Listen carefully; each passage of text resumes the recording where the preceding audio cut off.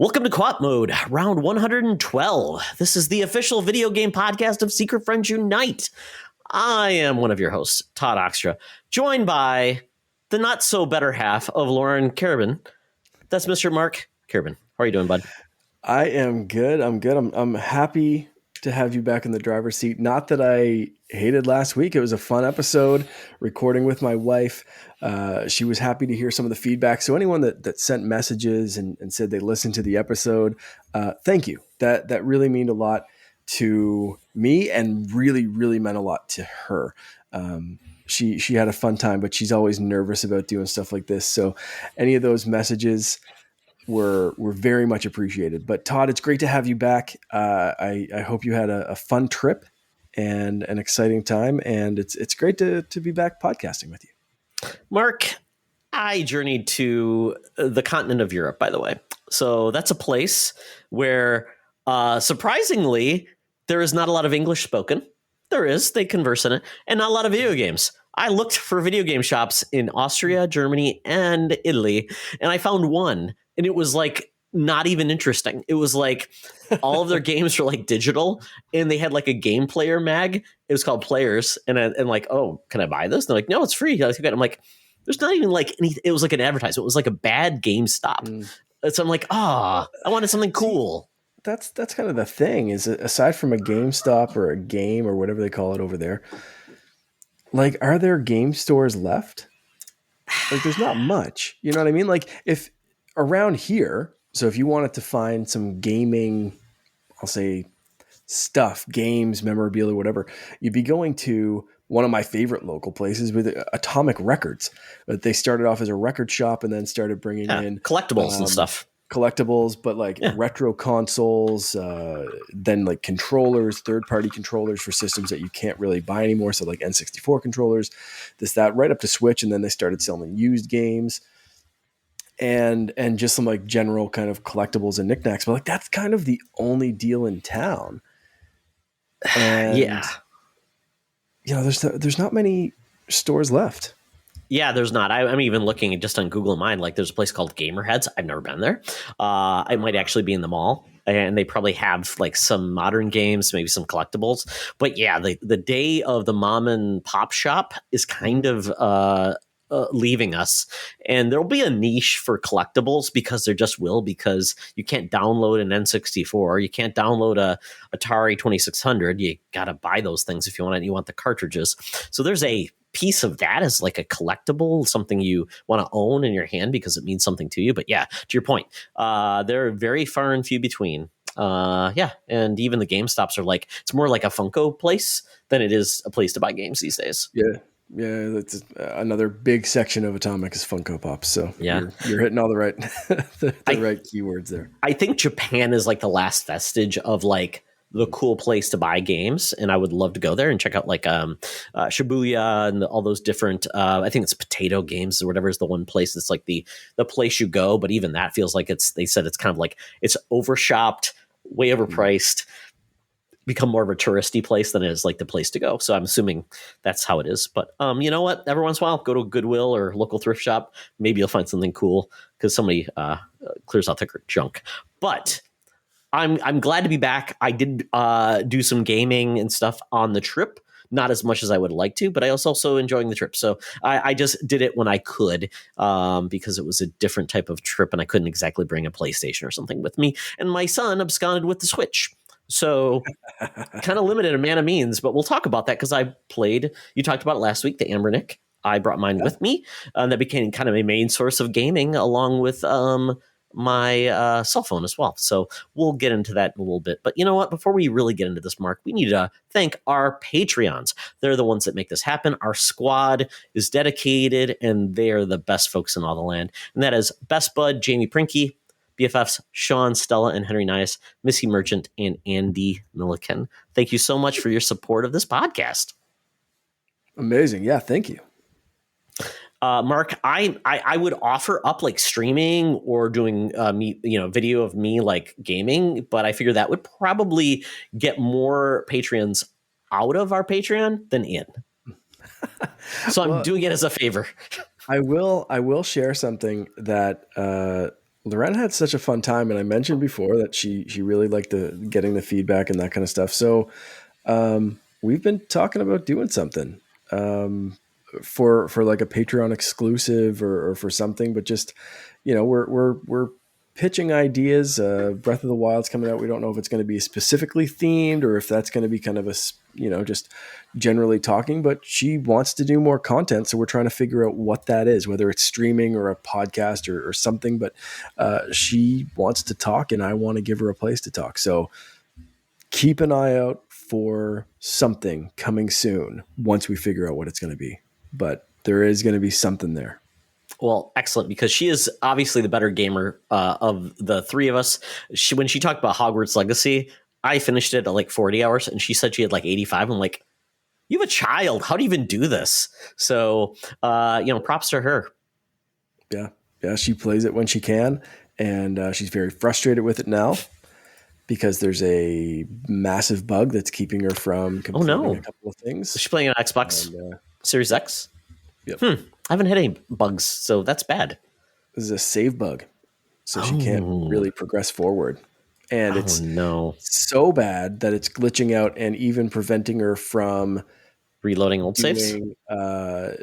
No, from getting some achievements that she's trying to make pop up, because every time it's like the challenge battles. So every time she goes in and enters it, it's 50% finished. You have to complete 2 battle zones or whatever it is, and that's killing her because she's like you said, she said she's a completionist. I am not.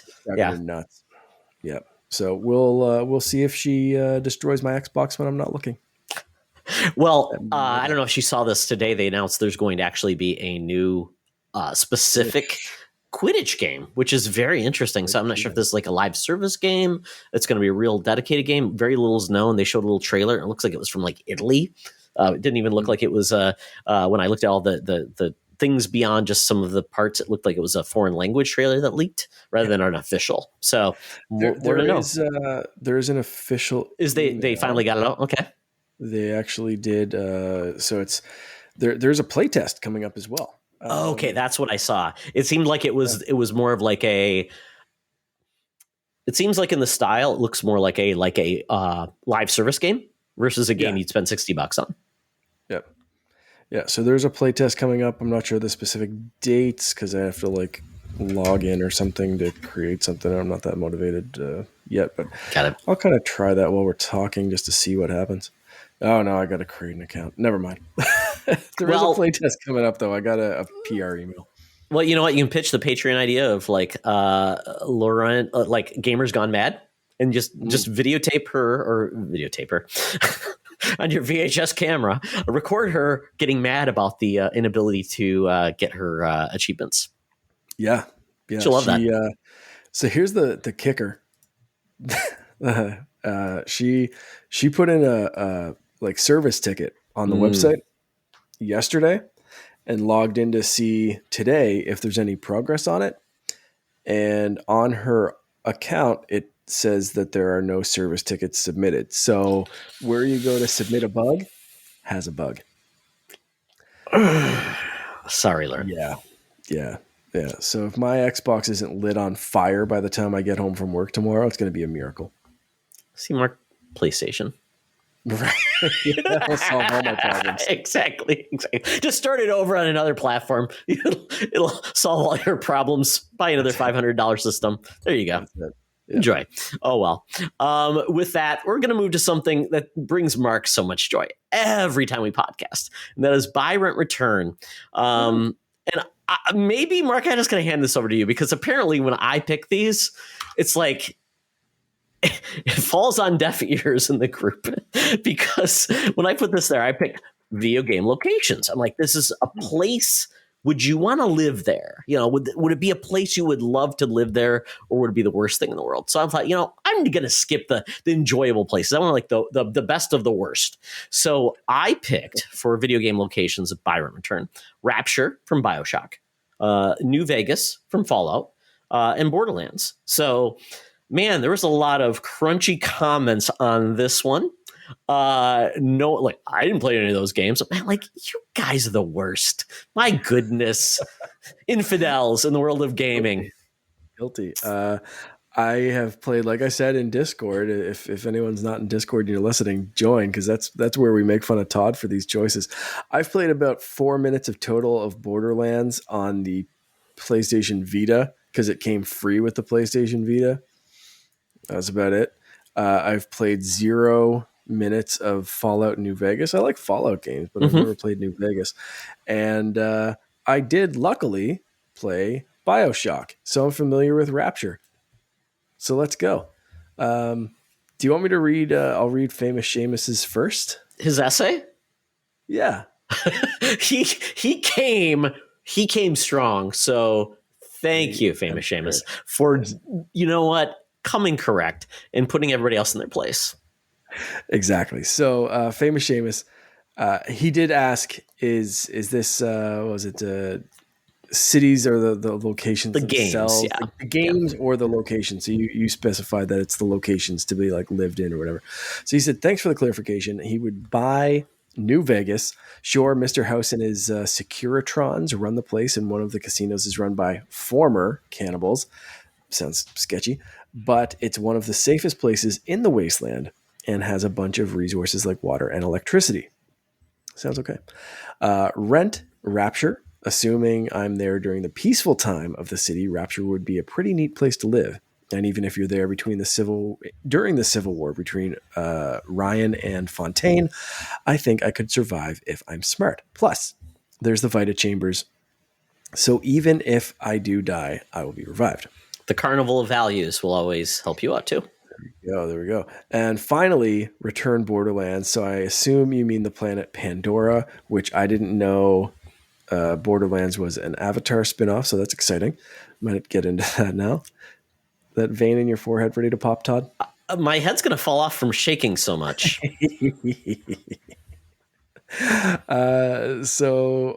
Or the city of Sanctuary. So let's talk about both. Pandora. Everything in Pandora wants to kill you. The plants, the animals, and of course the psychos and raiders who want to kill you. Heck, even some of the companies that make the guns you use want to kill you. And while there are revive stations, you have to pay money every single time you use them. Sanctuary, slightly better than most of Pandora. It's basically a Wild West town, meaning if you even look at someone funny, bang, you're dead. Plus, later in the second game, the city becomes a flying city, which now means that you need to watch your back to make sure no one shoots you, but also watch out in front of you in case you walk into a hole in the ground and fall to your death. Sounds like a lovely place, Todd. That's great. He couldn't have done a better job. I think he nailed it in all things. He had some assumptions. He plays the game, Mark. Damn it. He gets it right. I did say in the Discord that I was going to copy his homework, but not make it obvious that I copied his homework. However, I'm going to change some stuff because I am going to buy Rapture. I think that'd be a neat place to go. Superpowers, yes. Underwater, cool. You love you love fish. Yeah, I think you're living in an aquarium. I'd be happy. I'd be ready to go. So, it sounds cool. The music's great. And like you said, even if you're there during the Civil War, I think there's ways to like kind of survive and make the most of it, and pump yourself up with magic juice and gain some superpowers and whatever. Just avoid the creepy children and you're good to go. But since I met the creepy child voice actor, I'm not that scared anymore. So, haha. Oh, was that at your panel that you did at the show? Yeah. Oh, that's so cool. Yeah, so I'm gonna live there. That's gonna be my buy. I am going to steal the description of New Vegas because it sounds like one of the safest places in the wasteland, which isn't saying much. But I'll go by what Famous Seamus said and trust his judgment. And definitely returning Borderlands because that sounds like a hellscape. Mark, sounds kind of fun though. Yeah, you're going to get a lot of jokes as people kill you many different ways with many different guns. I mean, that's really the heart of it. It's if you enjoy that wit and sarcasm among the throes of death. You know what? I'll give you a pass. I'll give you what? But Mark, you get the next one. I can't take this pressure to make sure I satisfy your whims. So you get the next one. I'm gonna But do locations, and I'm gonna just pick 3 different Pokemon regions and watch them get explode.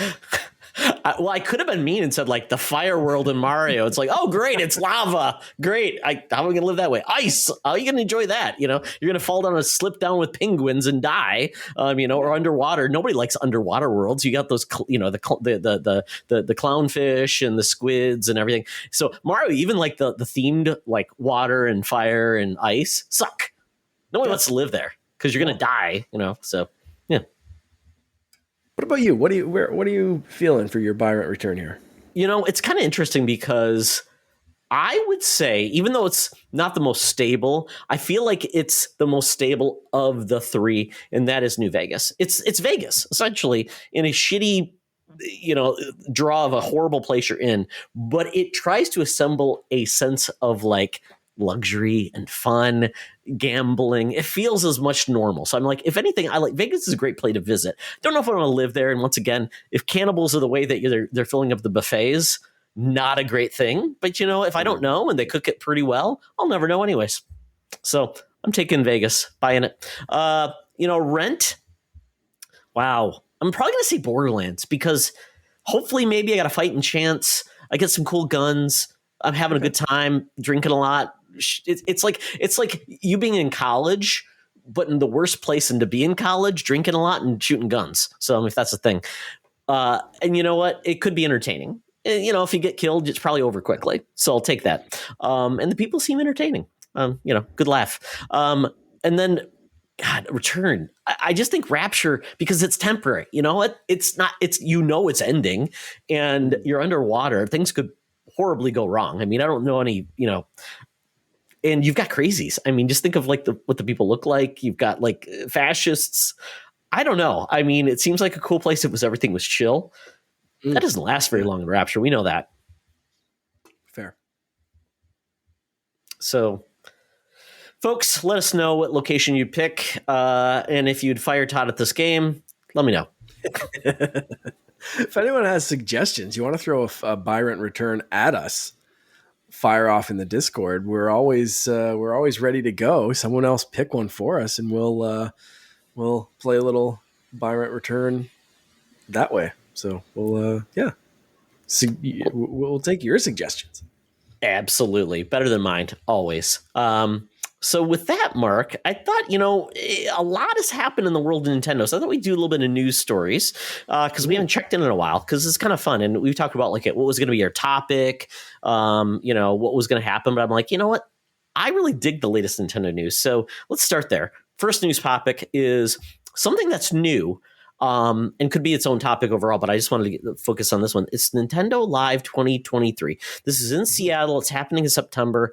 Nintendo hasn't really they started hosting these events in Japan, I think in 2019, I believe, and now it's happening in the United States. They've done their road shows where they've been at like the Mall of America in different towns. They just basically give you some swag and you play your games. This one feels a little bit different. It's in their home turf. It sounds like it's going to try to make it a real event, community and talking about playing the games. You're the Nintendo guy. What do you think? Is this just going to be like just a consumer type of thing, or is this going to be like a big Nintendo PAX like event where everybody comes together and there could be big things? I would like to think that it's going to be a giant PAX kind of thing, but I feel like it's going to be a little bit underwhelming. I feel like they're gonna say like, "Hey, play the latest Nintendo games," and it's going to be like, they'll have like Super Smash Brothers and Mario Kart 8 there. And Splatoon 3. Like it's not going to be like anything new or they'll have a live stage with some performances and some competitions and that kind of stuff. But I think even those will be a little bit muted. It could be amazing, but I have a feeling like I think it's going to be better than like they pulled up in a van with like 4 Nintendo Switches on it and you can kind of play that. But I don't think this is like a PAX or an E3 competitor or anything like that. But it is kind of cool. Like we just saw Star Wars Celebration happen in London. if Nintendo wants to start doing like a Nintendo celebration and really doing it like that, get the developers, get some special guests, show off some new stuff, maybe do some like big tournaments. But like one thing that Celebration didn't do, like there's a lot of stuff on YouTube now that they kind of cleaned up, but like a lot of the panels weren't live cast. So if you couldn't make it to London or you couldn't get a ticket to that panel, you kind of missed a lot of stuff. So I hope Nintendo takes a page and improves on what Star Wars did and actually live streams the important stuff, not just for like, hey, who can make it to Seattle for this one specific thing? You know, so we'll see. You know, I hope that they do this right, and I hope that they make it a big kind of thing, because I'm still kind of high off the Star Wars Celebration news, but I know anytime I expect Nintendo to like really come swinging with an event, it's kind of like, yeah, we've got some Wii U's set up with Nintendo Land. Enjoy those on a dead system. Yep, here's a pin. We'll see. I have been to those Mall of America events with Nintendo. They show up. They've got folks wearing Nintendo polos, and hey, here's we fitness and things like that. Take Logan to them. I think with the one, it was the era of the Wii U. I mean, at the point, it was like what was that? Skylanders with the Mario characters, Supercharged or whatever. Supercharged? Yeah, so it wasn't a great era of Nintendo. I think it was Four Swords Adventures too, which was kind of a kick in the nuts for a lot of people. Like, what? You gotta have two? We gotta have three people or not two or something. It was a weird like thing. Like you gotta have three, but not four. It was weird. Yeah, so weird. Such a weird. Yeah. It was an odd time to be a Nintendo fan. But you know what? I to your point, Celebrations is the best in class fan event. Nobody does it better. DC Fandom was trying to do something, but that was never in person. It was just online. I'm hearing there's rumors that Marvel might do something similar, which makes sense. Same company. That absolutely makes total sense. And especially with Marvel, with Nintendo now having the parks, having the big movie, having all of these things and having so much momentum, it just makes sense that they know this is one more way to get them in front of people's faces and say, Nintendo owns this event and they own this time. September is like nothing's happening in September anyways. So it could be a big deal, and they are announcing like tournaments are going to be here. So it used to be like the Nintendo World Championships could be a thing. Space World used to be an event in Japan. My hope would be like, well, maybe we're not getting an E3, but maybe this is where they're going to have like a huge presentation. What's coming next? Because they haven't talked about their fall yet. When was the last time Nintendo did any kind of stage presentation? It's been all pre-recorded Nintendo Direct style. Was the Wii Music one the last one? Years. Yeah, I think so. Or like somewhere around that. Because the Wii U, I don't remember Reggie bringing out a Wii U out of his pocket and showing people on stage, right? They haven't done anything in years. So like this could be like a high energy live stage presentation, which Nintendo, I think like Nintendo Directs are great, but like there's an energy to a live presentation that when they nail it, they nail it, and you just cannot replicate that with a crowd going crazy and the energy in the room. You can't replicate that with a static kind of Direct with a white background and everything feels very sterile and please enjoy. Like that's not the level of excitement. They're cool, but it's not the level of excitement that you can get from an event where everyone's just going bananas. Watch 1 5-minute clip of Celebration. Watch Hayden Christensen coming out and he can't speak for 10 minutes because the crowd's going nuts because they love him so much. Like do that. Bring Jack Black on stage and just have him announce a Bowser spin-off game and watch the crowd go absolutely effing bananas. Like, do that. I mean, you're not going to get the angry journalists there. It's going to be all people that want to be there and are excited. And half the people is it being in a crowd like that, just like at a con or whatever? I've been to Comic-Con, I've been to those things, and just being there is just you just feel so good. It's the endorphins rise. Regardless, you could be shown like the crappiest thing in the world, and people would be like, "Hey, it's Wii Music 2.0 or Switch Music." People would be like, "Yeah, all right, where's Ravi drums?" Bring it back. There's ways they can blow this out, and but that's the problem. I'm trying to not get my expectations hyped up because, like I said, I'm still on that like Star Wars celebration. Like, oh man, there's so much news. The Mando finale's coming up this week. Like, I'm like high on Star Wars, and I'm like, I'm old enough that I know better than to bring that level of expectation to Nintendo. I love Nintendo. Don't get me wrong, but like I know I've been there. I've been there of like, they're going to do the best. And then they come out with a Wii Music. So Labo 2.0. Yeah. Now with more now with more cardboard. I mean, that's no, it's like a huge helmet. It's huge. Added more cardboard to your cardboard. Nintendo, exactly. Labo Plus. New Nintendo Labo Plus. XL. Yes. Yeah. Well, Marcus, we know Nintendo Japan doesn't even give Nintendo of America anything anymore. It's like they're essentially the lawyer firm and maybe localization. That's all they allow Nintendo of America. Doug Bowser, if you see him, all he does is go up and accept words on stage at the Game Awards. That's all we know Doug Bowser does. I mean, I want Doug Bowser's job. Essentially, he doesn't have heavy lifting like Reggie does. He just shows up and says thanks. Yeah. Japan lets me say three things. He's not taking names. No, he's not. He's got plenty of bubble gum. He got the job because of the name. Let's just be honest. Yeah.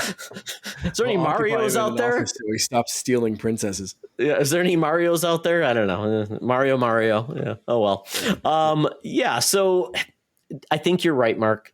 Tempered expectations. We are probably going to get something in June or July. Nintendo's going to talk about like what's coming up this fall. And this will probably just be more of like a fun event. But if we get anything out of it, it might be like a preview of something, maybe news about a Nintendo TV series, maybe with Illumination, maybe a Universal. Yeah, something like that. Or maybe, Super Mario Brothers is on home video and streaming now. Yeah. That might be it. And we got the voice of Luma. Sure. People have been blowing up about that demented little scar. Someone was even talking about it at work today. So, so I mean, like, you can hype up that even little small thing like that it can be hyped. Let's. I just don't intend to do it right. That's all. Absolutely. Well, my intent was hopefully I was thinking, well, maybe we'd bring back like the PlayStation Experience. They had that showcase. Hasn't happened in a while. Xbox has struggled to have a consistent, like, what's it going to be? Is it going to be in like a live event? Or are they just going to stream? We don't know yet. We know they're going to have a streaming event in June. So I would hope maybe Nintendo's been kind of a trailblazer in these things with, going with their directs. I thought maybe they would be a trailblazer again with having a live show. And this is better, though, than anybody else is doing from a console owner perspective. So at least we have this, and maybe it'll just be the first step of many more to come. Yeah. I like it. So Mark, next, I don't think we've talked at all about any of the Tears of the Kingdom like trailers. So we had the original trailer that came out was 10 minutes of like mechanics and things like that.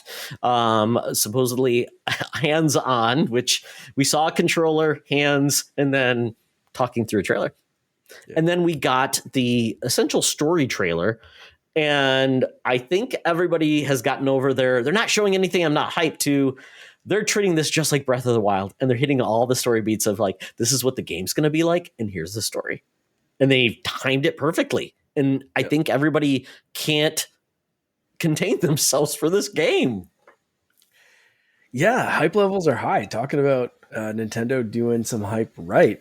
Not that I needed to be sold on this. So I've been kind of like lukewarm on the trailers all around because I don't need to know much. The less I know going into this, Like there was no scenario, there's no multiverse, there's no place where I'm not getting this game day one and putting 200 hours in. Loren and I have been talking about our game plan, and we talked about getting a physical edition so we could share it. And we were each like, do you want to share a 200-hour experience that we both want to play at the same time? Hell's no. We're getting 2 copies of this game. You would be divorced before anybody got a copy of that game. We have been trying to get Finn to share so much, and we were literally like sitting on the couch the other night, and he's in bed, and we're like, so are we like pushing sharing really hard on Finn, but we're going out and getting our own copies of Zelda because we can't share? But yeah, that's happening. Did you get a voucher? Did you get a voucher? I have to get a voucher, right? I forgot. Do it, and you get 2 copies for you're going to save money because it's like $300 billion in Canadian. Yeah, so I'll get a voucher and do that. And can you buy games for separate people on the same voucher? I think so, but I'm still going to get a voucher for it, whatever. Or buy 2 vouchers. Just buy 2 vouchers, and you're going to save. You'll be ahead in the long run because somebody will go buy I don't know, Hogwarts Legacy when it eventually comes out on Switch. That's not happening, is it? They said it's coming out like it's coming on Switch. I'm like, how does that even happen? Yeah, that's wild. But regardless, there's bugs on the Series Expert. Anyway, but I did watch the trailers. They look great. The mechanics look cool. It looks like this game is just going to be like we all thought Breath of the Wild was like this game that you're just like, I can think up a way to break this, and I'm gonna like this. Just seems like next level. Like I want to attach a Cuckoo to a shield and see what happens if an enemy hits it.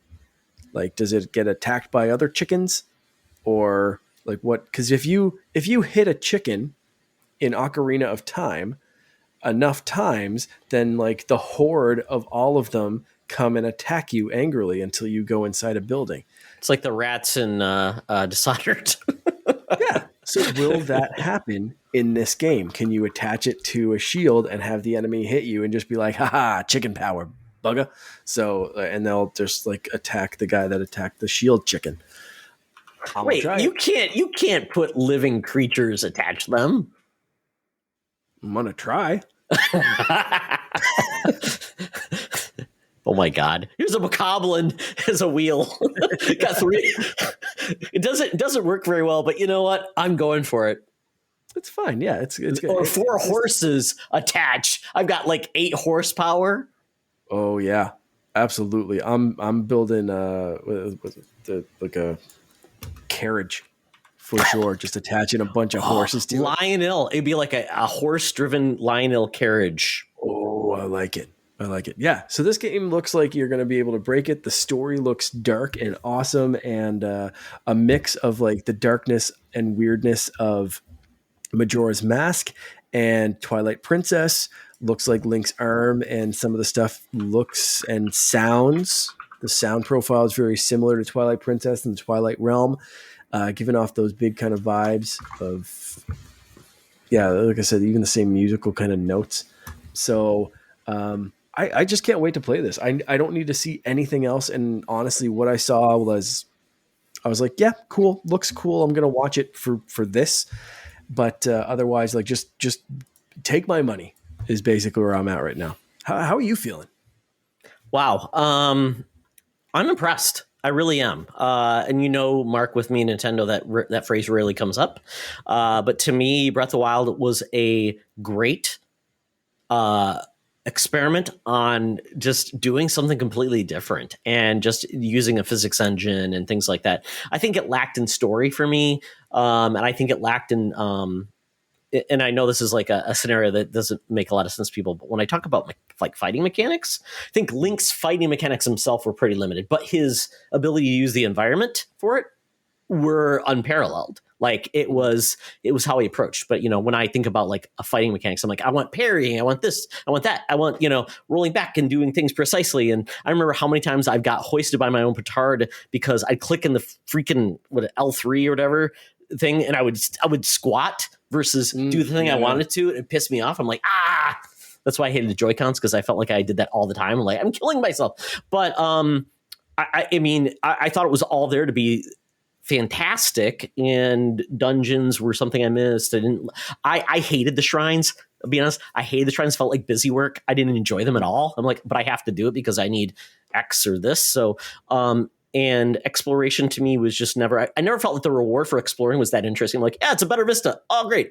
So I'm hoping that this is a little bit more, and it seems like they're putting, the world looks more populated, which is cool. There's people, and you're actually fighting with people, which is very cool. Because guess what? It's not a dead world anymore. And so they can't use that as an excuse. So it feels like, yes, I can partner with people. We can bring people together. And that's kind of cool, because I think that is something that's new to The Legend of Zelda, where it's always been kind of like a solo experience. So I would be very excited with that. I love the fact that you can really, rather than just the weapons just breaking, you have to pick up a new one. It's like, I can experiment with the weapons I'm getting because I can play around with them and do something cool things with them. So that is really neat. To me, that's an improvement just versus breaking. I get something different. I did like how ridiculous that looked in the trailer of just long stick. Hey, here's my 30-foot stick that's just on my back until I decide to poke a bokoblin with it. You're gonna poke a guy on like across a cliff. It's like, where's that coming? It's like a sniper like stick. Yeah, I love it. It's so stupid, and I love it. It's crazy. Yeah, and then like the fact that you can launch through ceilings. If there is a ceiling, you can launch it. I'm like, I don't even know how they figured that out, because you think that would break the system. You have the ability to reverse trajectories of like projectiles. So they showed it with, a rock coming down to going up to the heights of another plateau, because it's a very vertical game this time. But they also showed it like it's a guy like that was launching like almost like a catapult, and you could freeze the catapult projectile and have it go back into the catapult. When he sent a rock back in an Octorok. Yeah. Come on. Who hasn't played a Zelda game and just got smacked with one of those rocks and just been like, I hate you so bad. And you got to time the shield or whatever, or the slash at the right time. And it's just like, no. Freeze the rock, send it back in your stupid octopus face, and like call it like, that was so satisfying. I want to do that. Yeah, I mean, it's a really cool experience, and even things that like didn't make sense to me, like the fact that he's launching with a rocket. Why is there a rocket? Did you see that where he had the rocket on his shield? Like, why is there a rocket in the? I don't know. And like at this point, I'm like not even questioning. I'm gonna counter that with another question. Why hasn't there been a rocket in another Zelda game? That's true. Because that looks awesome. The only thing missing for me is loft wings. Just bring those. You don't need them. They're delightful. You don't need them. Apparently, definitely want them. You can scale and go up and glide, and you're good to go on there, and it's a good time. So I think, and I showed Logan the trailer, and he was blown away. He had so many questions. We watched that story trailer multiple times. He was pausing, rewinding, because he's big into the lore. I'm not really. And I mean, this is Ganondorf, not Ganon, who's going to be involved in this. Very cool. He's voiced by a guy from Critical Role, which is neat. Bringing new voice talent, which is awesome. And Logan first thought the villain of this, and maybe, because I think there's some things, might be Demise. So Demise, which Logan had to remind who it was. Demise was like the first villain. He's kind of like the guy who started everything. He was in Skyward Sword. Basically, he's the guy that keeps everything essentially continuing. Like Link gets renewed as the hero of time.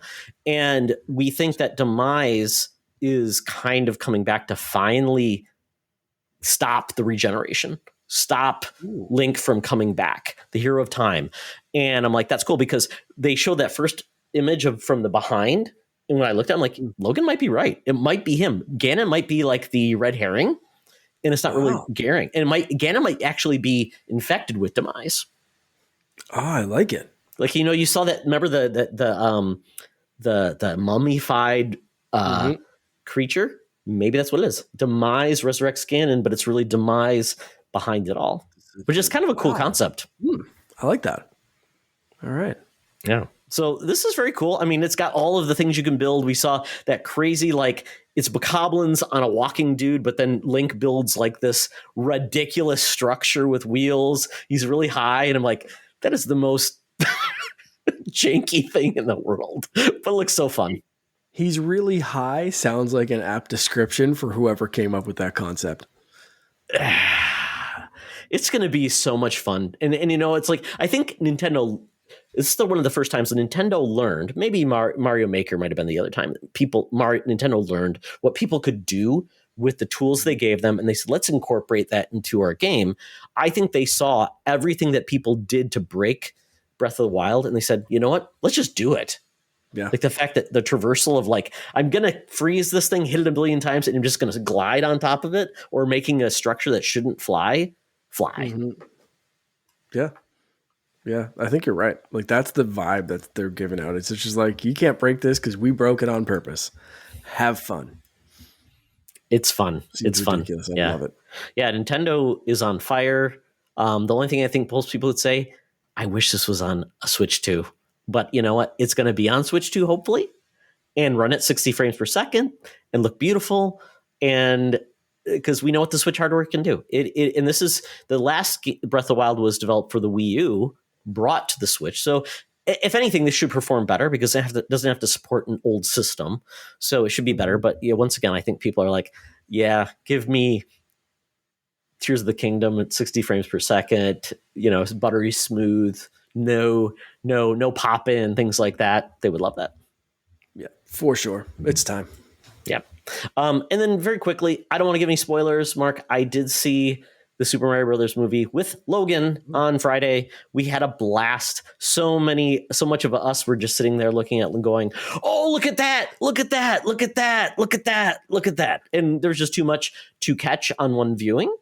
So it definitely is a crowd pleaser. And that's all I will say, because I know you have not seen it yet. And this potentially will be Finn's first movie, although you don't want to wait too long. Although this movie is probably going to be in the theaters for a long time, but still, you don't want to wait too long because you don't want to get spoiled. Yeah, that's the issue. I mean, and so far so good. I haven't been spoiled for anything that I haven't seen in the trailers. But I was thinking about going this weekend, and then I thought it's too close to opening.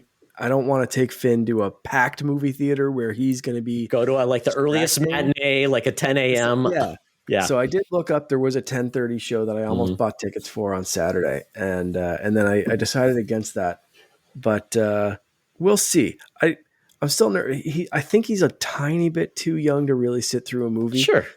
And so the point I'm at right now is, do I go myself and see it myself and enjoy it without him distracting, taking to my parents or something and just go?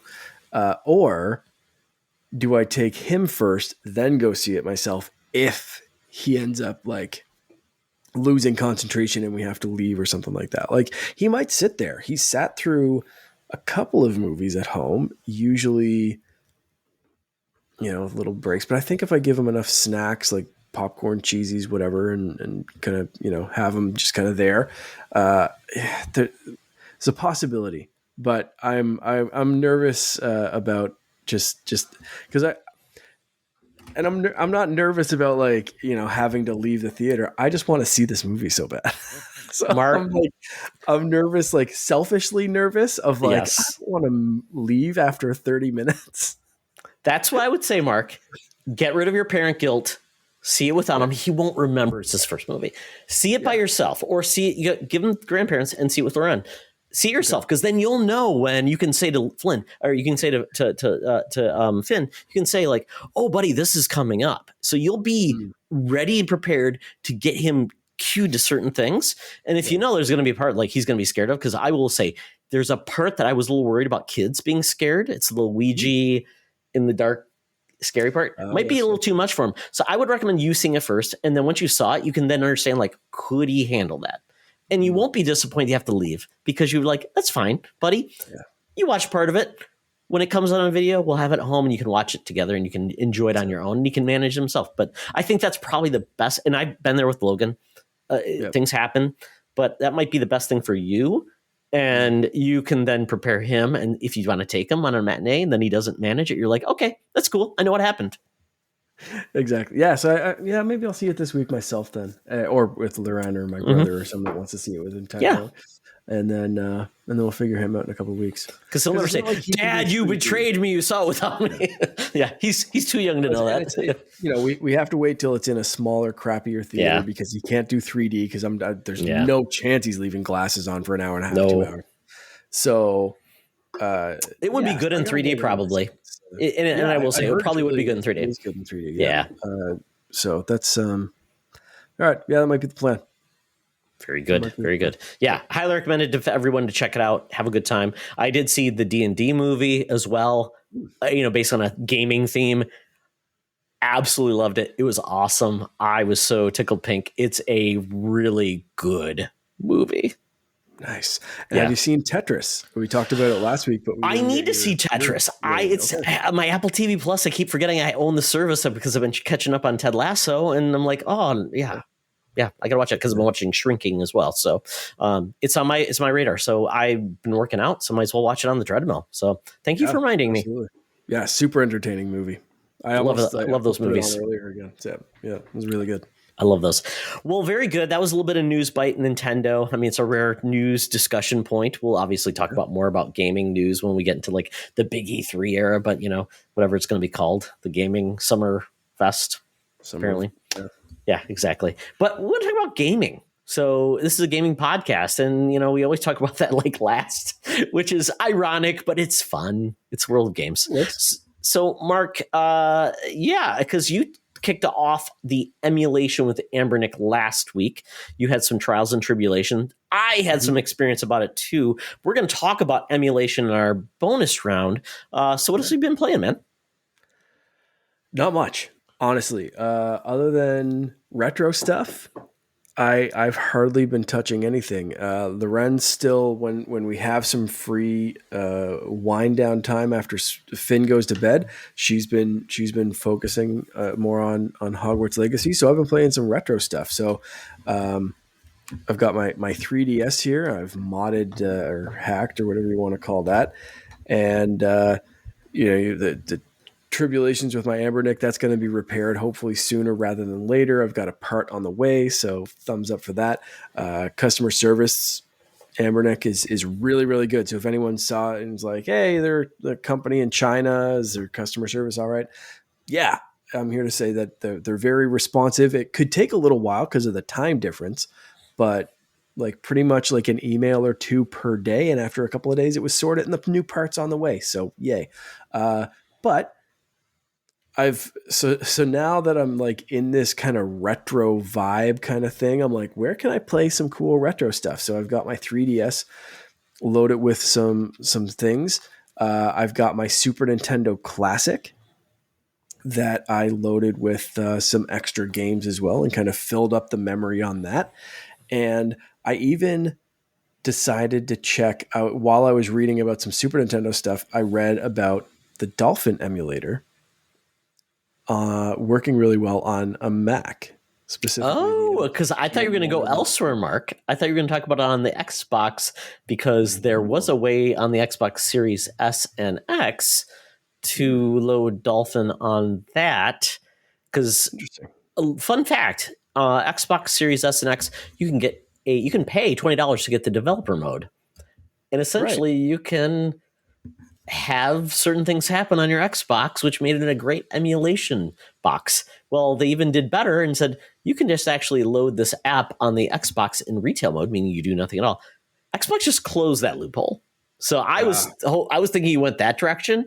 No. You can still do the developer mode, pay $20 and still experiment with emulation and the Dolphin on your Xbox. But this is cool on the Mac, because just like PC, Dolphin is a cool Wii and GameCube emulator that actually even ups the bar to say, hey, Wii and GameCube do this. Guess what? With modern computing technology, you can do this. Yeah. So Dolphin for like the Mac, specifically if you're using an M1 or an M2, like Apple Silicon, it's really good. They just made a metal compiler. So metal's like one of the graphics things that Apple uses, and that makes it run so much smoother than like an OpenGL or something like that. And it's really, really good. I was playing Rogue Squadron 2. I played a little bit of Wind Waker, just some games that I own that I know how they're supposed to run, but this was able to upscale them to, like, I was running Wind Waker like 60 frames a second 4K, like not missing a freaking frame.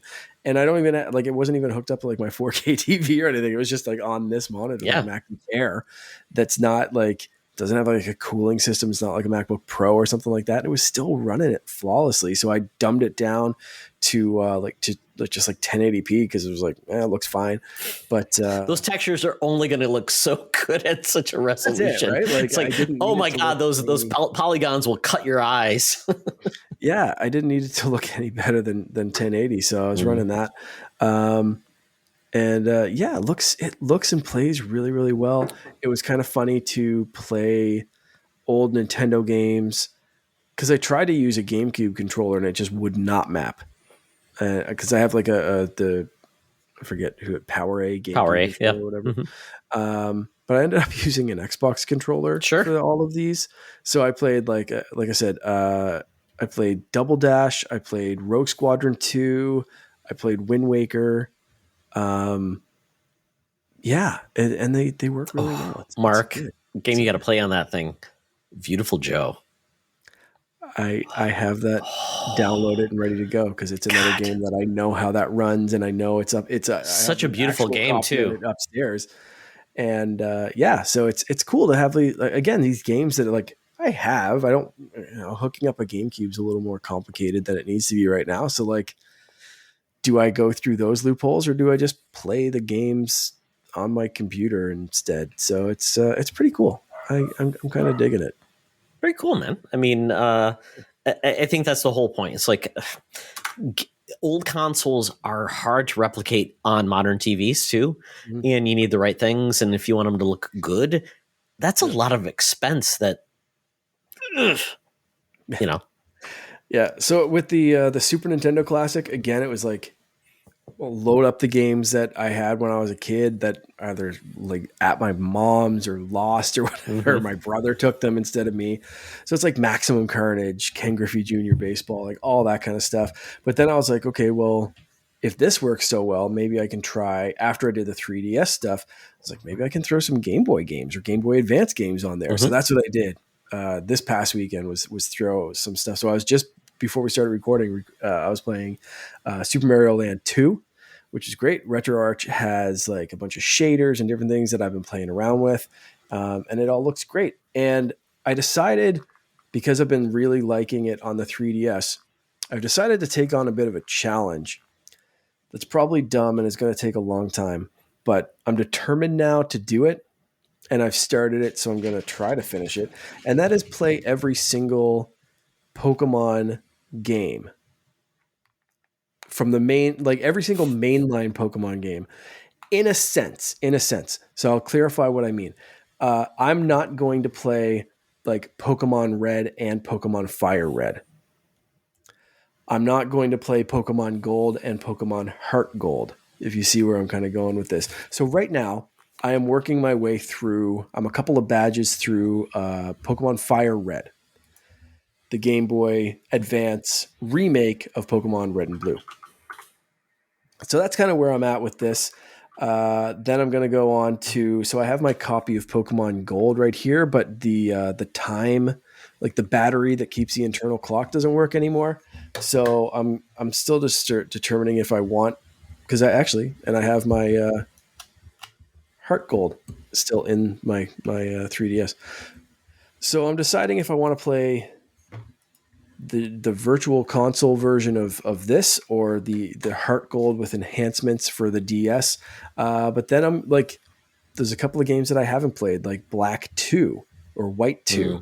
I played Black and White, and I have those games and I just never ever played them. So I want to play story modes to a relative level of completion. I am not completing every Pokedex. I am not catching all the Pokemon. I am basically like let's go through the story mode. Let's beat the Elite Four or whatever you have to do to kind of feel like I completed the story, and go from there. So I'm going to do like Ultra Sun or Ultra Moon. I'm not going to play both. I'm not going to play like Red and Blue. I just want to get the story from each generation of Pokemon and feel like I've played it. So that's my goal for the next little while. I'm going to be picking at it. I'm not going to be like hard line, like put Tears of the Kingdom away and I was going to say, Mark, you've got 11 days because Jedi Survivor comes out 4/28. You're like, you know what? You can say all you want, but you know what? This all goes away until probably June, maybe, because you're set for games until June. Maybe you might even be still playing. Picking at it. I'm going to be picking at it. Like I'll have this thing fixed and ready to go through the summer, and I'm going to move my RetroArch save from the Game Boy. I guess you got to have something to do on the toilet. Yeah. It's just going to be something I want to pick on. Or in bed, I guess. Well, although the Switch goes everywhere with you. So I'm not a handheld guy. So, I mean, yeah, you're kind of screwed, man. Yeah. I mean, you're not screwed, but I mean, that plan is screwed because reality will hit you. You're like, oh, crap. 2 of my biggest games are coming out in the next 3 weeks. 2 weeks, yeah. And I know that. 100%. I definitely know that. And it's going to, be put on the back burner. But it's something that I've never done. I've never played kind of like back-to-back Pokemon story games. It's always been a couple of years in the difference, right? Sure. It's been a while since I've played some of them. I fired up my copy of Black the other day, or White, or whatever one Black. Yeah. And that's the first time I fired that game up in years. I'm going to say that was released in maybe 2011, 2000, like somewhere around DS. There. Was that a DS game? Yeah. And I fired that up because I wanted to see what ones I still have the carts of, what ones still work, what one, Are you going to do the opposite though? Like the one you didn't play? Not necessarily. No, I don't want to go buy new stuff or like try to find stuff or like, if I have a copy of it, I'm going to play that. If I don't need to emulate it, I'm going to do it that way. Because hopefully if I do these, even though if I'm not doing 100% like Pokedex completion, hopefully I will still be able to move a few of these to like Pokemon Bank and then to Pokemon Home. So I'll kind of complete that collection as well a little bit more. Because my Pokemon Home collection is pretty expansive already, but it could always be better. So I was looking up ways to move stuff from like the older games to Pokemon Bank and then move them to Pokemon Home. It's convoluted. It's a pain in the ass. But if I'm playing them anyway, there might be something there. So we'll see. So if that's my reasoning for like if I don't have to emulate something, I don't want to, because I want to be able to keep this stuff going forward and say, okay, I'm done with this game. Let's move the 100 Pokemon that I caught over to my Pokemon Bank and then move them over to my Pokemon Home and have my collection of each generation of Pokemon of like, here we go. Let's move them. Is that possible with those dead consoles? Yes. They have kept Pokemon Bank going. It is now free. It used to be a paid service that I paid for, but if you fire up your 3DS, your 3DS, I checked this out. Pokemon Bank still there, still ready to go.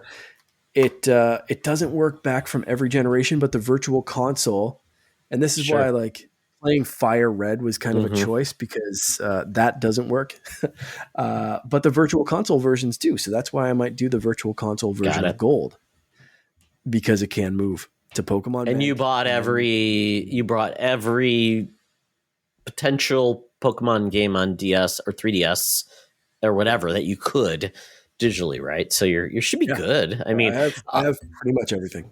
Got it. Until Nintendo decides to, I guess, tickle you a little bit in the sweet spot and say, by the way, Nintendo Online, now you're going to get all the Game Boy and Game Boy Advance Pokemon games, unless you're Mark Carabin, and we're not allowing it because you own an Amber Dick. That's it. That's exactly what'll happen. They've been tracking it.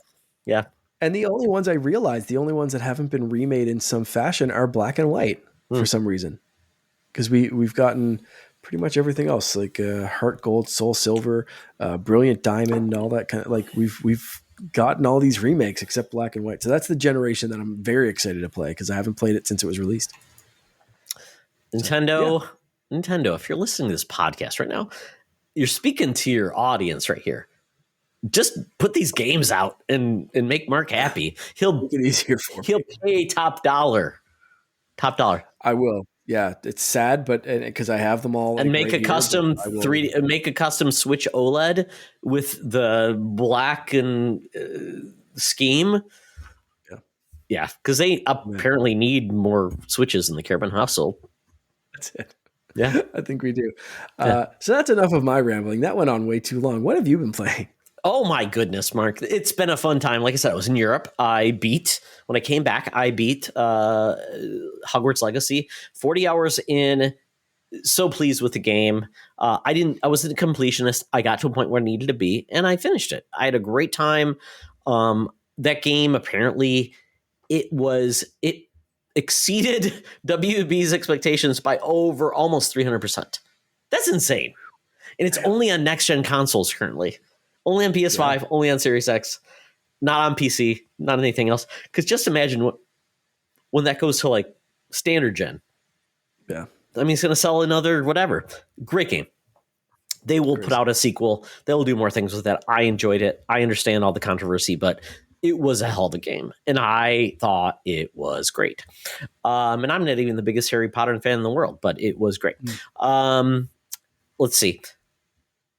On the trip, because I had limited capabilities. So I did a couple of things. So I brought my Razer Kishi mobile gaming controller for my by the way, I bought a new Pixel phone. I got a Pixel 7 because my Pixel 6 Pro screen, it's curved, broke and shattered in so many ways. I hate it. Oh, no. So the Pixel 7 though has a flat screen, much better. I hate curved screens. So I actually played a crap ton of Vampire Survivors, the mobile app. Not not streaming, but just the mobile app. Yeah. I did it like with my handheld, with my touchscreen. It's great. And then I played it with. Have it on my phone. It's great. It is such a goat on this thing, and I'm so glad I got this. I mean, you can get the backbone or whatever you want for Apple phones and things like that. The Razer Kishi, I think, even has a Apple version, but it's so good. Yeah. And Mark, I'm horrible at the game. I am. Before I had not gotten past like 4 minutes. I got past like 10 minutes and I could do more. And it was just so addictive. And I'm like, I could be looking out my bus window in Austria and Germany, looking at the sights and these beautiful things. I'm like, nope, I'm killing vampires and doing this thing. It was so much fun. So Vampire Survivors, and they just put out some new DLC. We've got some story content coming out. It's super cheap. Still one of the best games in the world. I loved it. It's great on mobile. It's free on mobile too. The game is just free to play, and you just buy the DLC. So it's really good. You do not need an Xbox or PlayStation or anything else to play it. So get Vampire Survivors on mobile. It's great. Do it. Also played the Ambernick 35. RG35XX. Rolls off the tongue. Right off the tongue. Exactly. I got the Atomic Purple. You got the standard gray NES version. We both upgraded Game Boy version. It looks like the original Game Boy. Exactly. Yeah. So we both put on the Garlic OS, which is based on the Onion, which is on other things. I struggled a bit at times with it, but I finally got it to work. I changed the theme. It was really fun. And I mainly focused though on the arcade versions of games that you can't buy anywhere, like Simpsons Arcade or the Spider-Man arcade game back in the day, or the Punisher or Aliens versus Predator arcade games. So much fun. So easy to do. It was just wonderful, unlimited quarters, playing those games. It's a hoot. And I think it's great. I did not pirate anything that I could buy currently on another system. That's not the point of these systems. It's to play games you can't find anywhere else because nobody's selling them. It's really improbable. So it was a lot of fun going back in history and playing these games. Some couldn't play, some played horribly. I found a Jackie Chan fighting game, Mark. It was for weird. what system? Arcade. And it was I like haven't messed Mortal with Kombat. arcade games. I never had time. Capcom cool. has so many good arcade games. Think of like X-Men versus Street Fighter, or all of that series, or like I said, the Alien versus Predator arcade game, the Punisher arcade game. There's a really awesome Spider-Man arcade game. There is an X-Men Children of the Atom. It was a fighting game just with the X-Men back in the day as well. There's so many good arcade games that I just absolutely loved and fell in love with. And I'm so glad I can play those again because I'm an arcade kid. I grew up in arcades playing Burger Time. Who's playing Burger Time? Lorenz. So Lorenz's cousin and his wife just opened an arcade in Washington. Oh. And they also just bought 2 new cats. And they posted a picture of the cats and they're like, as if we're not busy enough, pitch some names for these 2 adorable cats. The cats are right there if you're looking the video. Oh, so They're cute. Adorable. My suggestions, because one's a male and one's a female, I said you need to go with arcade-based names. So Mario and Peach, pretty standard, pretty easy. Vanellope and Ralph, if you're a Wreck-It Ralph fan. Yep. Pinky and Blinky from Pac-Man. Mm-hmm. Popeye and Olive, or Olive Oil, from the Popeye classic Popeye game. Absolutely. Or, because you mentioned Burger Time, I said name one Peter Pepper and Pickle. Or just Pepper and Pickle. And it turns out that not only do I love Burger Time, but Lorenz's cousin's wife, Christina, apparently that's her favorite arcade game and one of the first arcade cabinets that they bought for their new shop that just opened. So yeah, if you're in Olympia, Washington, look up Legends Arcade and go play Burger Time. That's like so many Burger Time references today. It's so weird. That's amazing because our good friend of Secret Friends Unite, he's actually one of the original Secret Friends. That's Jonathan Sear. He's in Vancouver, Washington. So I wonder if he's been there. That can't be that far away from it. Oh my goodness. Yeah. Small world. Fairly recently, so it might not have been there, but it definitely should be on his list. Oh my goodness. Got to give me those details there after the podcast, Mark. Love it. Or share it with the whole podcast at the end of the show. We'll see how it goes. Absolutely. It's been great. I love the arcade games. They're great. I've been trying some other ones, but really it's been the arcade games where I played most of my time. Other than that, RE4 Remake. That's been where I've been putting most of my time in. This game is phenomenal. I'm playing on the PlayStation 5. It is, I think Resident Evil is becoming my favorite gaming franchise. Wow. It's been with me since the PlayStation 1. It's followed me.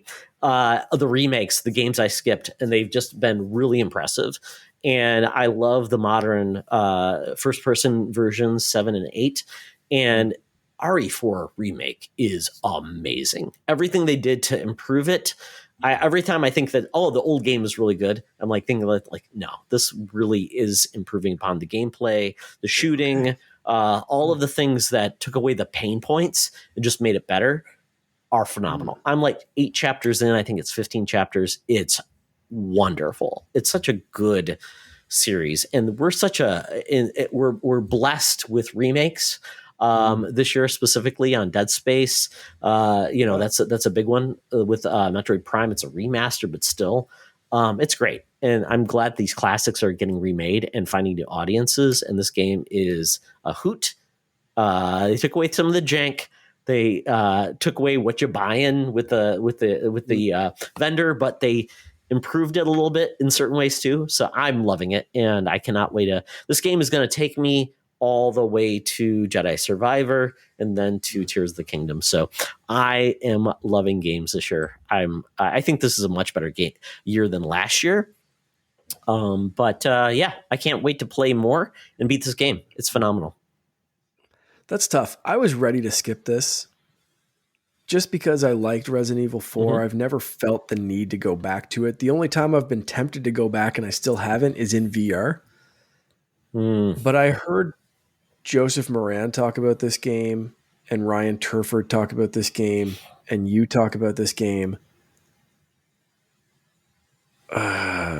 Shooting is so good, Mark. They've added so many things that made it so good. Do you have GameFly in Canada? Because I tell you, that's what's keeping me in business. Does your library rent games? Yeah, Sean Capri always talks about libraries renting games. They do. They have. They do rent games. I'll have to go check that out. Yeah, because that might be the way to do it. I think so. Yeah. Tax dollars at work. Libraries and games. My libraries. Until it goes on sale. Because I'm still not like in a rush, but like I don't think I can skip this completely. So like I have to get to it eventually.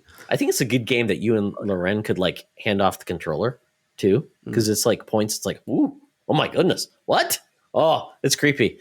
But you know what? Yeah, it's really good. But yeah, I don't know if it's a game you have to rush into. It's a game that could wait, because I'm not sure after Tears of the Kingdom what you're looking forward to, except maybe Pikmin.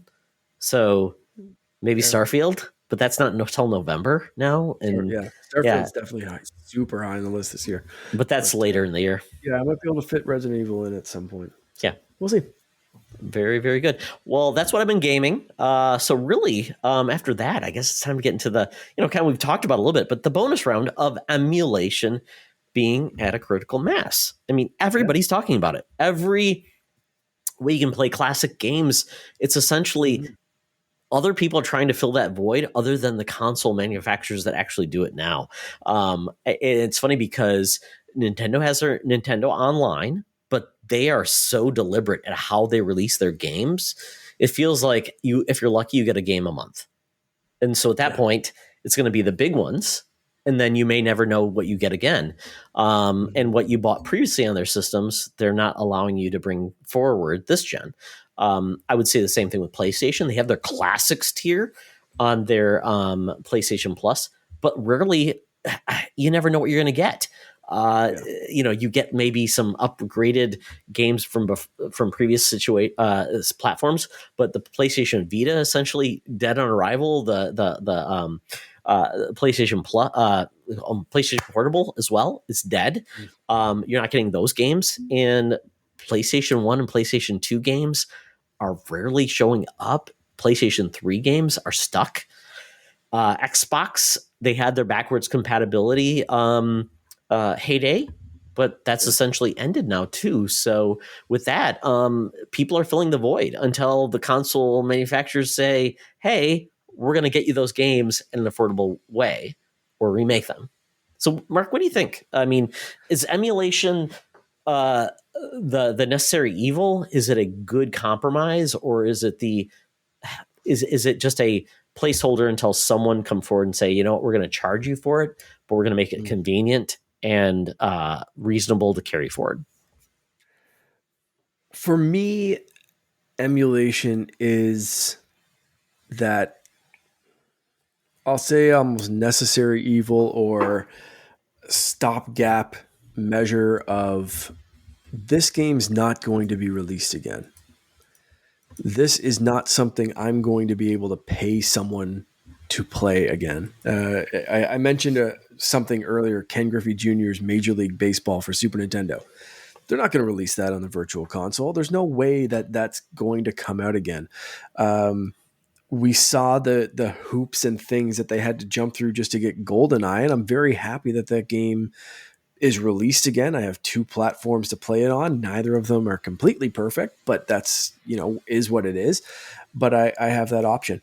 I mentioned something earlier about Nintendo and their Nintendo Switch Online, and I love what they're doing for the most part, but like you just said, it's kind of a slow, deliberate release, and then they do really stupid things, like release Pokemon Stadium for the N64 version, but have absolutely no way to take any Pokemon from your Pokemon Home, from old Pokemon games. Why wouldn't they release Red and Blue for the Game Boy at the same time and allow you to take your Pokemon just like you could? That was the big appeal of Pokemon Stadium. And without that, the game's just kind of like, well, here's some lender Pokemon. I guess that's neat. And it really loses, for me, any interest. But I'm sure there's some people who like it for what it is and whatever. But for me, I haven't even fired it up because I'm just like, zero interest whatsoever. The cool bit of that back in the day for me was taking my Pokemon from this thing from this cartridge right here and putting it in my N64 and seeing them in 3D up on my screen that I couldn't on this. And obviously, I still have these systems, but something's missing. Like I said, with the Pokemon Gold, battery doesn't work anymore for like the internal clock and the save files and all that kind of stuff. Just doesn't work.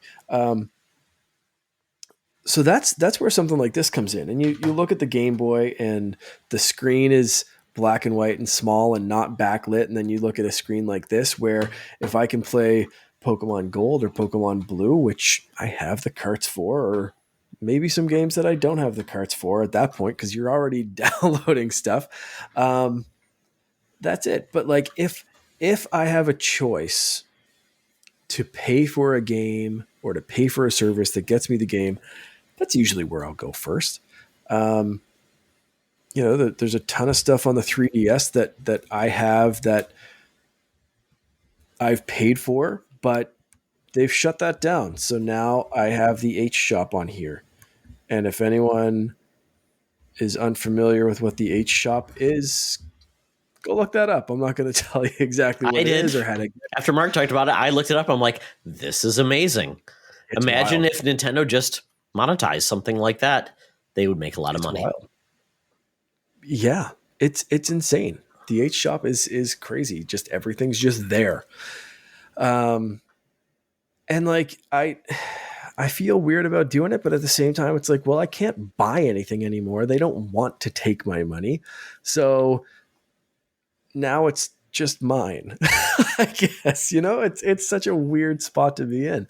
But I really appreciate, especially, and this is kind of where it started for me, as I started seeing videos pop up of like the Miyu Mini, the Ambernic RG35XX, and it looks like a Game Boy, and I miss that form factor. The Switch is great. It's amazing. It's portable, but it's such a chunky beast. Even the light is still massive. And you get something like this that's fairly small.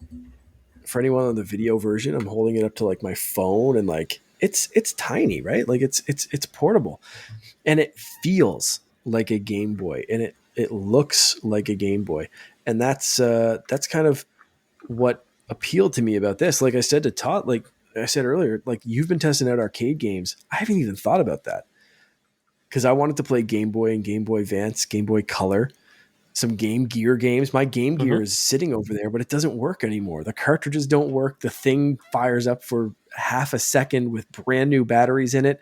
Just doesn't work. So I played some Game Gear games on this thing, and it feels right. It feels good. And legitimately, I played the games that are sitting over there that I just can't, like G-Lock and Sonic Pinball or Spinball. So for me, it's bringing back those games that I own. Why can't I play them? Time sucks. And that's it for me. It's like, it's a big nostalgia trip, and I don't have nostalgia for games that I didn't own and didn't play. So a lot of this is really just replacing a library of games that have died that I have that I just can't use anymore for one reason or another, or I just don't want to play on a screen that I can't see at nighttime, or in direct sunlight. So for me, it's a necessary. I don't want to say necessary, because it's not necessary. Gaming's a luxury, but it's one of those evils that I'll toy with just because it's like, well, there's no legit way to do this. So there we go. How do you feel about this whole pirating emulation mess? So Mark, I'm an OG. I've owned a PC for years. Gaming PCs have been part of the emulation, the MAME series. You mentioned, different RetroArch is another, basically a platform for emulating old systems. And it's been a necessary evil in regards to revisiting classics that you can't. And I've enjoyed it for mainly, like I said, arcade games, because I can't buy cabinets of everything that I loved as a kid to play, like Dragon's Lair or, Contra or things like that. And they aren't meant to be. Arcade games were essentially a part of time that no longer exists. Arcades, if you can find them, guess what? They're probably not going to have those old games anyways. They want to have like Angry Birds or these more modern arcade type games that are more, putting out coins or tickets or things like that. So to me, it's the only way to recapture a part of my life that just, it's not going to happen again, because even though we see maybe sometimes the Switch will have arcade games or PlayStation or things like that, they don't happen very often. So it's a large part of gaming history that's lost to time. And if we want to take gaming seriously, we have to have archives. And I don't know how that happens, because I feel like no one from the console owners, the publishers, have any interest of preserving history unless it can make them money now. And especially like old things. It's like old is old, and maybe there's not a way to monetize it. Totally get that. But if they aren't going to give us a way, I always felt like this. If there's a way to pay for it, you pay for it. If there's not, it's not hurting anybody. They're not losing money. They're not, the publishers, the devs, anybody that made this game is not going to benefit from it. So it's a victimless crime, I would say, the best way to put it, unless it's available. And that's why I'm glad like Scott Pilgrim got brought back forward, because there was a need for it. And I'm thinking maybe this is like a gift in disguise to all of these manufacturers and publishers and console holders to say, if there's an audience, address it and give it to them, and then say that's a new way to monetize it. But guess what? When they bring it back, it's going to be better. It's going to be more modernized. It's going to be updated. It's going to have more modernized sensibilities than we got in the past. Like it was like when Nintendo brought back the minis.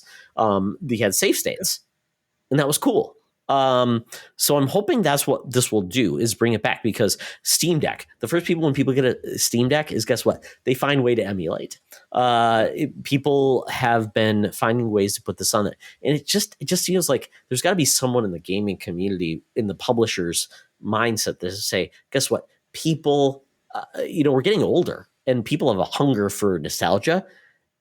Somebody's got to address it. And we are getting a lot of that, but still there's a huge gap, especially in old consoles, that just feels like console manufacturers, they move on, they go to the next thing. But guess what? Backwards compatibility is reality now. Everybody supports it, except for Nintendo, a certain way. Maybe they will in the next gen, but that previously they did support backwards compatibility. So I hope that all of this is a pretense for the future of saying we don't want to leave anything behind, and because people will pay for it. Whether it's a subscription service, a one-off that will carry with it in the next generation that you buy. I don't know. I hope that's what it brings. And I'm old as old, Mark. I go back to the Atari 2600. I don't know if there's anything before that people care about. ColecoVision. People don't care about the Atari 2600. My first gaming was the Atari 5200, and that's a trash system. I don't want to play those old games anyways. So I think everybody that's involved in gaming now, they can control their destiny. Sega, I'm surprised they haven't done more with their classic catalog, except for the Genesis collection, the Dreamcast, the Saturn. I think are ripe for picking. The Game Gear, like you mentioned, those are ripe.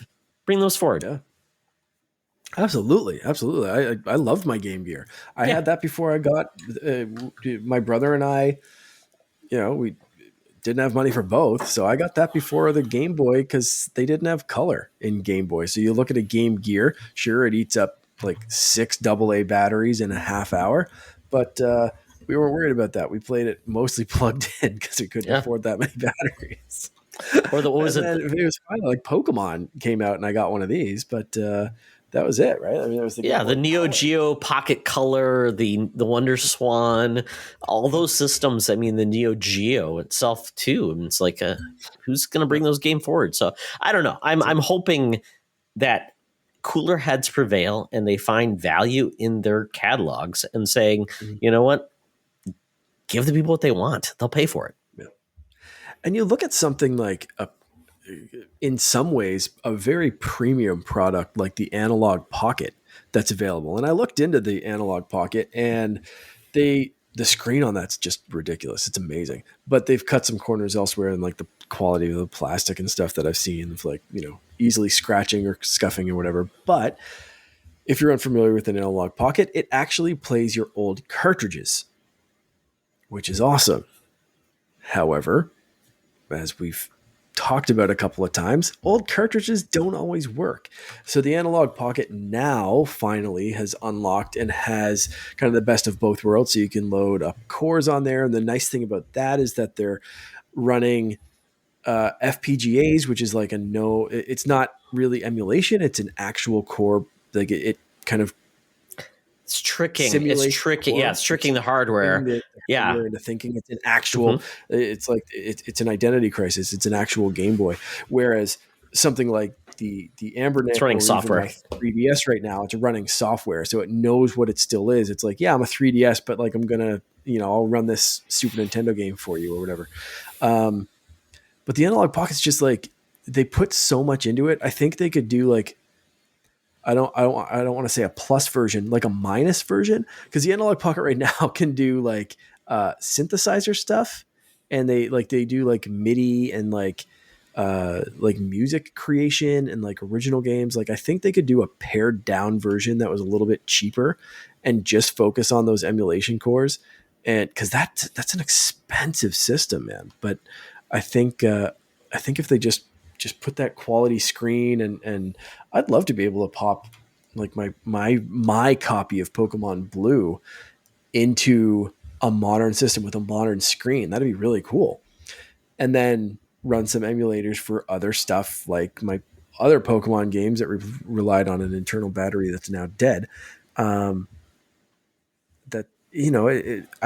like that idea of the best of both worlds, but you either pay a massive premium for it or whatever. And it's if that's for you though, if you have an actual physical collection, man, look into the analog pocket. It's absolutely a fantastic looking device.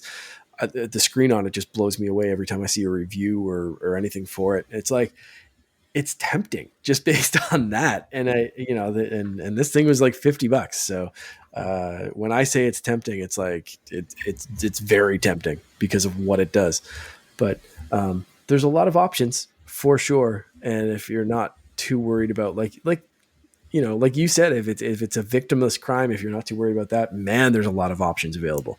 Oh yeah. And to your point, Mark, you think about the analog pocket, there's also the analog NT. So those are like actual analog based systems to play NES, SNES, Genesis, whatever as well. Yep. To the carts you own, but that is a shrinking option. Nobody's making carts anymore, and those carts are not getting better with age, unfortunately. And it's so I'm wondering if that even could be like a hybrid option where Nintendo, maybe even Xbox, the original Xbox, they could partner with somebody in PlayStation, could partner with Analog and say, make us hardware, and we will give you the software, and we will sell it as a legitimized thing, but we'll lock it down. Like you can't get another way to get that software on there, and it's the best of or something like that. To at least say we're making archiving hardware and software together in a way that is a partnership and it's legit.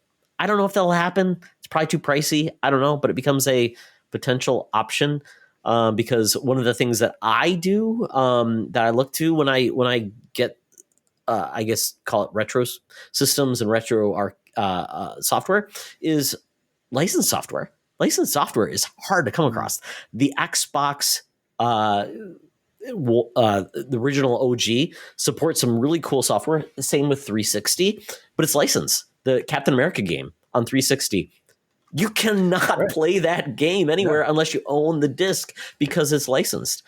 So I own that, and I got a 360 for that to play that game. So there's always going to be loopholes no matter what, because licensing in games is a horrible reality that just takes good games away from us. Mm-hmm. Yeah. Actually, and that's one game I was playing on the when I grabbed this thing. It was the DS version of the Captain America game, because I had that back in the day. I have no idea where it was. I still have my Ultimate Spider-Man and my Thor. No idea where Captain America was. There's a Green Lantern game that's great. The Batman the Brave and Bold game on the Wii. It's probably not going to be playable, which is one of the best games on the Wii, by the way. So good luck with that. Pretty much. It's horrible. Oh, well. Let us know your thoughts on this. We want to keep things on the up and up, but we want to make sure that people, if they have a passion for old games and they can't find a way to pay legitimately to do that, we'll help you out. But we want to make sure that everybody's doing the right thing in regards to supporting the gaming industry. But with that, Mark, I think it's been great to get back together to talk about gaming. So tell people how they can keep in touch with you. The best possible way is through Discord. For Secret Friends Unite Discord, the links are in the show notes. Join us there, and we can talk all things gaming. But if you want to get me directly on pretty much everything as _Canardian, I've been a little less on Twitter lately, just because I've been finding Instagram a little bit more engaging and have some chats and group chats and stuff going on there, and found a little community. But I'm still poking around Twitter, especially if someone tags or messages me. So. _Canardian everywhere. Excellent. For anything really not Secret Friends Unite, check me out on Toxtra on Twitter, talking about sports, video games, all things fun. But for all the business that we do and all the creations we make, it's Secret Friends Unite. Basically.com is where you can reach us for everything we do. Our Patreon, patreon.com/Secret Friends Unite. Our Twitter @SecretFriendsU. And also our Discord group and our YouTube. My goodness. Leave us a review. Leave us for our podcasts. Leave us or subscribe to our YouTube content. We'd love it there. We thank you for following all things we do. You guys are great. Our patrons are awesome. That's all I have today on our podcast. So it's been a great time to catch up on the world of games. If there's anything you want us to hear us talk about, let us know on all those channels. Yeah. Yeah. Yeah, what he said. I can't say it any better than that. Yes, I'm trying to transition out of this show. Well, thank you all. And remember, folks, it's always better to game together. This podcast is part of the Secret Friends Unite podcasting network. Visit secretfriendsunite.com for more great shows, articles, news, reviews, and more. Secret Friends Unite podcasts are available on Apple, Google, Spotify, and other podcast services around the world. If you'd like to be part of the conversation, you can join us on Facebook or our new Discord server, or follow @SecretFriendsU on Twitter. Please subscribe to Secret Friends Unite on YouTube and visit our merch store at tpublic.com. Just search Secret Friends Unite. Thanks for listening.